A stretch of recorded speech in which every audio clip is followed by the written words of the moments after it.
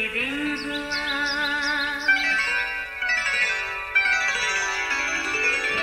नया फिर दिन हुआ, पुरानी रात का करे सो शुक्र हम खुदा की जात का, खुदा की जात का नया फिर दिन हुआ।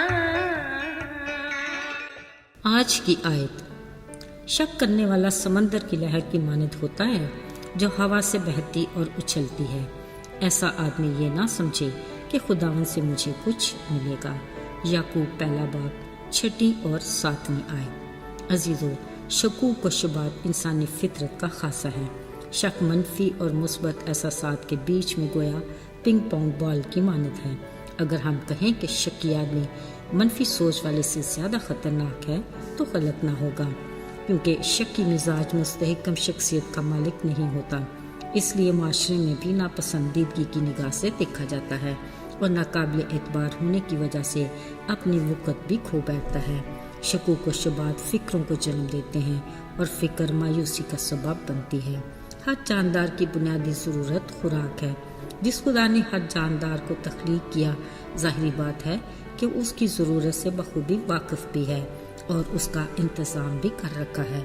मगर इस बारे फ़कत हम इंसान ही हैं जिसको अपने खालिक पर भरोसा नहीं। बाकी सब बेफिक्री से उठते, खालिक की मुहैया की हुई खुराक खाते और मज़े की ज़िंदगी जीते हैं, और हम एक वक्त खाते हैं और अगले ही पल दूसरे वक्त की सोच में पड़ जाते हैं। बावजूद हम खुद को अशरफुल मखलूक़ात भी समझते हैं। इस बारे में यीशु ने अपनी ज़मीनी ज़िंदगी में लोगों को खबरदार करते हुए कहा, अपने आसपास उड़ते परिंदों और कौवों को देखो, ना ये बोते हैं, ना काटते और ना ही जमा करते हैं, इसलिए कि वो खाली खुदा पर भरोसा करते हैं और आने वाले कल के लिए शक नहीं करते। तो भी खुदा उन्हें खिलाता है, क्योंकि खालिक को उनकी फिक्र है। वो अपनी मुट्ठी खोलता और वक्त पर मुहैया करता है। अगर हम ये सोचें तो हकीकत भी यही है। जब भी तो यीशु को कहना पड़ा कि तुम्हारी कदर तो परिंदों से कहीं ज़्यादा है।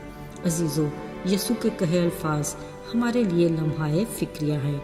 यूं ही लोगों से बातें करते हुए यीशु की नज़र आसपास लगे फूलों से भरे सोसन के खूबसूरत दरख्तों पर पड़ी तो फौरन से कहा, सोसन के दरख्तों पर गौर करो कि किस तरह बढ़ते हैं, ना वो मेहनत करते हैं और ना काटते हैं।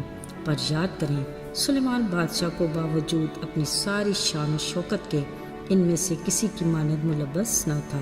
ज़रा सोचो, जो खुदा मैदान की घास को आज है और कल तंदूर में झोंकी जाएगी ऐसी खुशनुमा पोशाक पहनाता है, तो आए कम इत्का दो, तुम्हें क्यों न पहनाएगा। बस खातर जमा रखो और खाने पीने की तलाश में भी ना रहो और ना अपने खालिक खुदा के बारे में शक्की बनो। अजीज़ों, अपने बारे में फ़िक्र करना, शक करना और तलाश में रहना बिलाशुबा खालिक खुदा पर भरोसा ना करना है, जिसके लिए खुदा के अल्फाज वाज़े हैं कि शक करने वाला समंदर की लहर की मानद है जो हवा से बहती और उछलती है। शक्की आदमी ये ना समझे कि उसे खुदा से कुछ मिलेगा, क्योंकि ना तो वो ईमान से मांग रहा है और ना मांगने वाले पर यकीन और भरोसा करता है, बल्कि ऐसा शख्स दो दिला है और अपनी सारी बातों में बेक़याम। असल में शक ही की बदौलत हम अपनी रोज़मर्रा ज़िंदगी में अपनी छोटी छोटी ज़रूरियात के लिए फ़िक्रों में घिरे रहते हैं और खुदा की दी हुई ज़िंदगी जैसी अनमोल नेमत से भरपूर लुत्फ़ नहीं उठा सकते और शकूक व शुबात की सूरत में नाशुक्री करते और अपने आसमानी बाप को मलूल करते हैं। अगरचे वो अपने वादे के मुताबिक हर पल हमारे साथ है और उसकी निगाह अपने लोगों की निगहबान है। याद रहे, हालात कैसे ही क्यों न हो, उसको हमारा ख्याल है। अजीज़ों, एक बार खुदा का एक बंदा अपने घराने समेत शदीद बर्फबारी की बदौलत अपने घर में मुकीद हो गया। चंद दिनों बाद खाने पीने का सामान ख़त्म हुआ तो उसने खुदा से कहा, ऐ खुदा, आगे की मुझे कोई फिक्र नहीं, मुझे तेरे मौजज़ात की कुदरत पर शक भी नहीं। मुकम्मल भरोसा है कि तू यहोवा यरी है, मुहैया करेगा। अभी कुछ ही वक्त गुजरा था कि किसी ने डोर बेल की। उसने सोचा, ऐसे शदीद मौसम में कौन आ सकता है।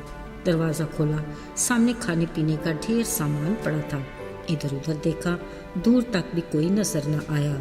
खुशी से चिल्ला उठा, आए खुदा, ये तू ही है, कोई और नहीं हो सकता। मुझे यकीन है कि ये तू ही है। अजीज़ों, ये सब कुछ सुनकर अब भी उसके प्यार पे शक है क्या? ज़रा याद करें, जब खुदा ने आदम और हवा को अपनी रफ़ाकत से दूर करके बाक़ी अदन से बाहर निकाला, वो किस हाल में होंगे? यकीनन उदास, परेशान हाल, शायद आंखों से आंसू भी छलक रहे हों। यकीन कीजिए, खालिक खुदा अपने मखलूक को इस हाल में देखकर खुश नहीं होता। उसने अपनी मोहब्बत में मजबूर होकर उसी वक्त खुद से टूटे रिश्ते को फिर से जोड़ने का अहद भी किया। उसने गुनाहगार इंसान पर अपनी मोहब्बत की खूबी इस तरह जाहिर की कि अपना इकलौता बेटा हमें बख्श दिया, ताकि जो कोई उस पर ईमान लाए हलाक ना हो बल्कि हमेशा की ज़िंदगी पाए। मेरे अजीज़ों, उसने अपने अहद को तो पूरा किया। अब हमारा काम ये है कि हम अपने गुनाहों का इकरार करके तौबा करें और उसकी तरफ रजू लाएं, ताकि हमारी खताएं मिटाई जाएं और उसके हुजूर से हमारे लिए ताजगी के दिन आए। यूँ हम उसकी रफ़ाकत में दोबारा जुड़े रहने के लिए हमेशा की ज़िंदगी पाएं। मेरे अजीज़ों, शायद हम तुमा की तरह शक में पड़ जाते हैं और उसके हाथों में कील के निशान देखना चाहते हैं और उसकी पसली में हाथ डालना चाहते हैं। इसीलिए वो पूरे सबूत के साथ अपने हाथ फैलाए कहता है, मेरे पास आ जा, क्योंकि मैंने तेरा फिदिया दिया है। ये मोहब्बत और माफ़ी का वो पैगाम है जिसने हमें नई ज़िंदगी दी। याद रहे, इसी पैगाम को हमें गुनाह के बोझ तले दबी दुखी इंसानियत तक पहुँचाना है, ताकि वो भी उसके बड़े फजल के बायस हलाकत से बचकर अपनी ज़िंदगी पाएँ। आइए दुआ करें। आए खुदा, हम तेरे बेहद प्यार के लिए शुक्रगुजार हैं। हम बेसबात हैं, चंद रोज़ा हरी घास की मानद, लेकिन तेरे बेटे यीशु की बेऐब कुर्बानी ने हमें हमेशा की ज़िंदगी का वारिस बनाया। हमें तौफीक अता कर कि हम अपनी गवाही के ज़रिए बहुत सौ को सुकड़े रास्ते का मुसाफिर बनाएं, जिसकी मंजिल हमेशा की ज़िंदगी है। यीशु के बाबरकत और जलाली नाम में आमीन।